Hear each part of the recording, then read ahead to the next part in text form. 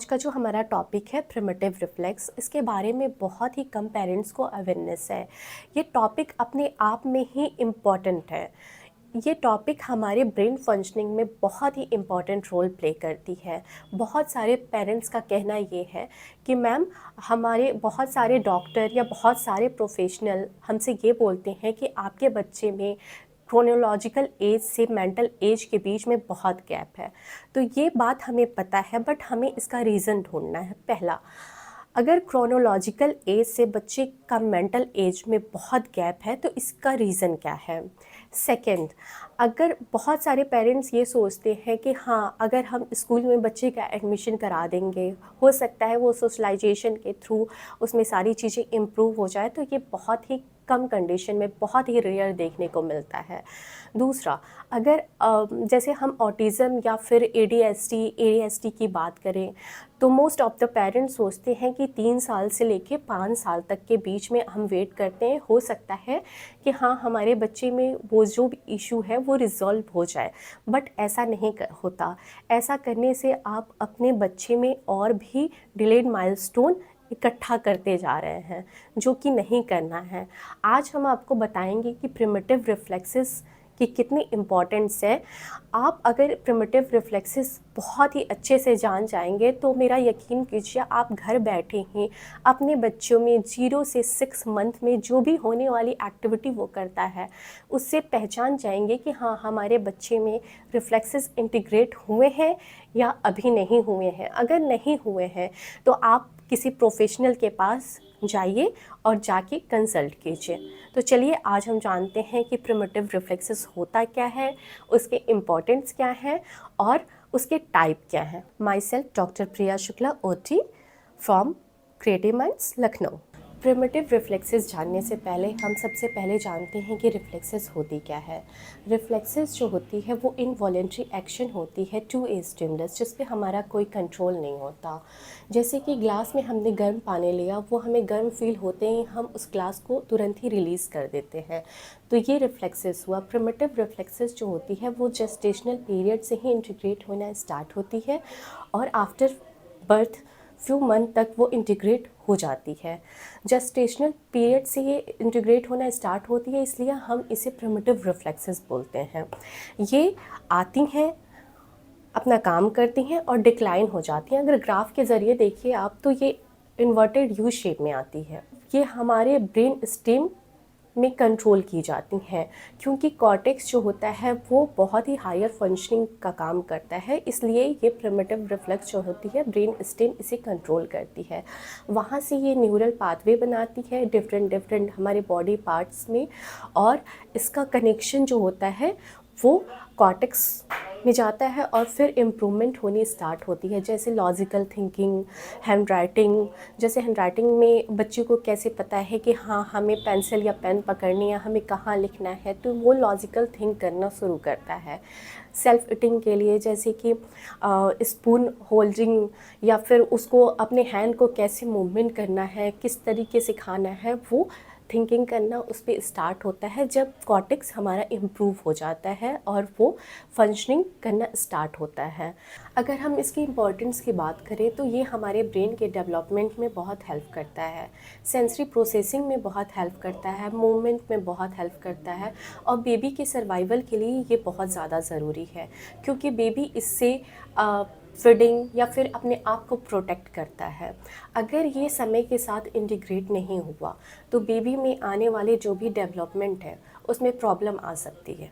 अगर हम टाइप की बात करें तो there are many type of reflexes, but today in this video we will discuss about 7 most important reflexes. सबसे पहले हम बात करते हैं पामर ग्रास्प रिफ्लेक्स की। ये 0 to 6 मंथ तक इंटीग्रेट हो जाना चाहिए। आप अपने बच्चे में इसका टेस्टिंग कैसे करेंगे?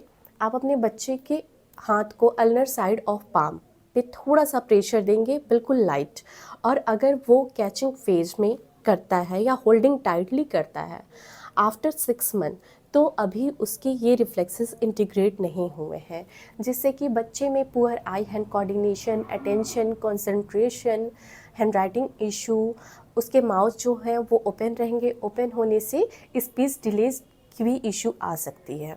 नेक्स्ट हम बात करते हैं रूटिंग रिफ्लेक्स और सकिंग रिफ्लेक्स की, जो कि बच्चे के सर्वाइवल के लिए बहुत ही इम्पॉर्टेंट रोल प्ले करती है। ये 4 to 6 मंथ में इंटीग्रेट हो जाना चाहिए।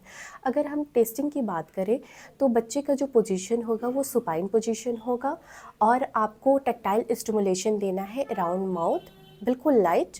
अगर आपका बच्चा अपने माउथ को ओपन करता है और फूड की तरफ फॉलो करता है, हेड को एक्सटेंशन एंड फ्लेक्शन में लेते हुए, और उसके बाद से फूड अगर वो ढूंढ लेता है, जैसे कि फूडिंग के लिए वो जाता है मम्मा के पास और अपने माउथ को बंद करके सक कर लेता है, तो ठीक है। अगर ऐसा नहीं कर पाता तो अभी उसके ये रिफ्लेक्सेस जो हैं वो इंटीग्रेट नहीं हुए हैं। अगर ये दोनों रिफ्लेक्सेस अगर सही टाइम पे इंटीग्रेट नहीं हुए तो बच्चे में माउथिंग देखने को मिल सकती है, हमें स्पीच डिलेड हो सकते हैं उनके, और फीडिंग इशू हो सकती है। नेक्स्ट रिफ्लेक्सेस की जो हम बात कर रहे हैं, ये रिफ्लेक्सेस अपने आप में ही एक इम्पॉर्टेंट रिफ्लेक्स है जिसका नाम मोरो रिफ्लेक्स है। ये रिफ्लेक्सेस का यूज़ बच्चे इसलिए करते हैं ताकि वो अपने आप को प्रोटेक्ट कर पाएँ। ये रिफ्लेक्सेस 4 to 6 मंथ में इंटीग्रेट हो जाना चाहिए। इस रिफ्लेक्सेस की टेस्टिंग हम कैसे करेंगे, जैसे बच्चे के हेड को सडन चेंज हम करेंगे, more than 30 degree of extension में सडन चेंजेस करेंगे बच्चे के हेड में, तो वो अपने अपर लिम और लोअर लिम में मूवमेंट करेगा प्रोटेक्शन के लिए। अगर ये 4 to 6 मंथ के बाद भी अगर करता है तो अभी उसके ये रिफ्लेक्सेस इंटीग्रेट नहीं हुए हैं, जिससे कि हमें सेंसरी इशू और स्लीप पैटर्न में डिस्टर्बेंस देखने के लिए मिल सकते हैं। नेक्स्ट जो हमारा रिफ्लेक्स है स्पाइनल गैलेंट रिफ्लेक्स। ये रिफ्लेक्सेस जो है हमें बर्थ कनाल से बेबी को बाहर निकालने में और बेबी की रोटेशन में हेल्प करती है।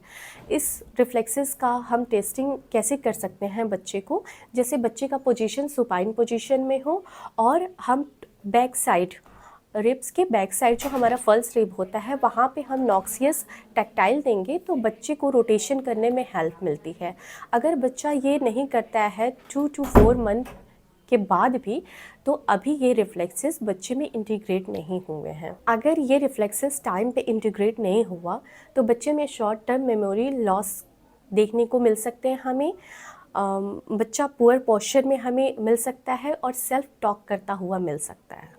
नेक्स्ट जो रिफ्लेक्सेस है वो एसिमेट्रिकल टॉनिक नेक रिफ्लेक्स है। इसमें बच्चे का हम नेक मूवमेंट चेक करते हैं कि बच्चा हमारा किसी चीज़ को विजुलाइज कर पा रहा है कि नहीं कर पा रहा है। ये जो रिफ्लेक्सेस है वो 5 to 7 मंथ में इंटीग्रेट हो जाना चाहिए।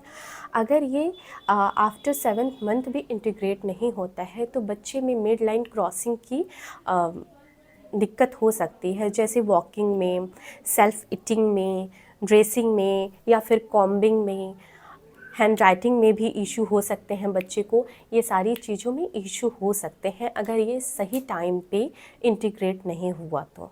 नेक्स्ट जो हमारा रिफ्लेक्स है उसका नाम है सिमेट्रिकल टोनिक नेक रिफ्लेक्स। ये रिफ्लेक्सेस का यूज बच्चे क्रॉलिंग में करते हैं और वॉकिंग में करते हैं। बच्चे अपने पोस्चर को मेंटेन करने के लिए करते हैं इस रिफ्लेक्सेस का यूज़। इस रिफ्लेक्सेस की टेस्टिंग हम कैसे कर सकते हैं? इस रिफ्लेक्सेस की टेस्टिंग हम कर सकते हैं, जैसे हमारे पास ये डॉल है, अगर हमने इसके नेक को फ्लेक्स किया, नेक अगर इसका फ्लेक्शन में गया तो इसका हैंड भी फ्लेक्शन में जाएगा और इसके जो लेग हैं वो एक्सटेंशन में जाएंगे। ये हमारा फर्स्ट बेबी का रिस्पॉन्स आता है।